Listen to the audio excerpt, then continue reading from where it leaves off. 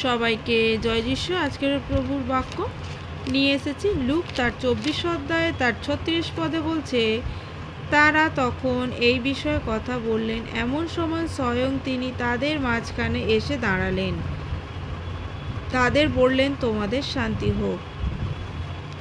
ঈশ্বরের সন্তানেরা আজ অনেক জায়গায় যখন প্রার্থনায় যায়, কারোর বাড়িতে যখন প্রার্থনায় যায়, তখন প্রত্যেকটা বাড়িতে শুনতে পায় যে আমাদের গৃহে শান্তি নেই, আমাদের কারোর মধ্যে মিল নেই, আমাদের কারোর মধ্যে ছেলে মেয়ে স্বামী স্ত্রী কারোর মিল নেই, শুধু অশান্তি, শুধু অশান্তি, শুধু অশান্তি।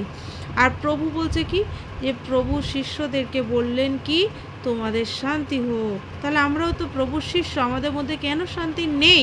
কারণ প্রভুর বাক্য আমরাকে মানতে পারছি না, প্রভুর বাক্য আমাদের জীবনে অধিকার ফলাতে পারছি না, প্রভুর বাক্য আমরা চলার পথের আলো করতে পারছি না, যার জন্য শয়তান আমাদেরকে বারবার প্রলোভন দিচ্ছে, বারবার শয়তান আমাদের মধ্যে উৎপেতে রয়েছে, সিংহের ন্যায় গর্জন মারছে, আর আমরা সেই প্রলোভনে পড়ে যাচ্ছি। শান্তি আমাদের ঈশ্বর দিয়েছেন, শান্তি যদি আমরা পাই তাহলে আমরা বাণী থেকে পাবো। আমরা যদি সেই প্রভুকে না ভাবনা চিন্তা করে যদি আমরা নিজেরা উত্তেজিত হই, শয়তান তো আমাদের আরও উত্তেজিত করে আমাদের এত ধ্বংসের পথে নিয়ে যাচ্ছে যা আমরা কল্পনা করতে পারছি না। প্রত্যেকটা পরিবারে, প্রত্যেকটা মানুষের জীবনে অশান্তি, অশান্তি। শয়তান কাটতে চাইছে ঈশ্বরের সেই শান্তিটাকে, শয়তান কাটতে চাইছে ঈশ্বরের প্রেমকে, যা আমাদের প্রভু প্রথমে যখনই আদমকে আগে সৃষ্টি করলেন, হবাকে করলেন, তখনও শান্তি ছিল, কিন্তু সেই শয়তান তাদের মধ্যে প্রলোভন দিল।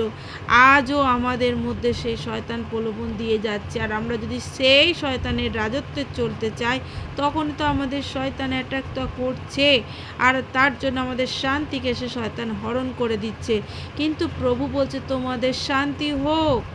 শান্তি হোক মানে শান্তি আমরা রাখতে পারছি না। কেন?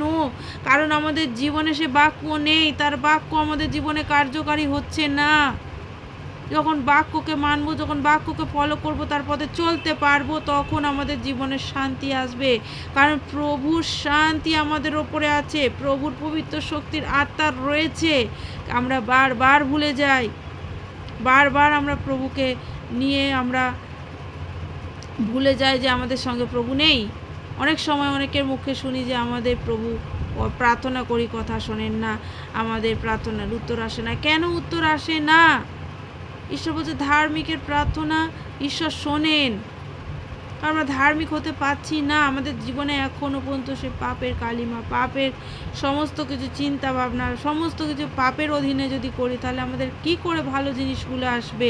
প্রভুর 9টি বরদান যদি আমরা ধ্যান করি, আমরা যদি সেই মতো চলতে পারি, তবেই না সেই বরদানগুলো আমাদের জীবনে আসবে, আমাদের পরিবারে আসবে, প্রভুর শান্তি নেমে আসবে।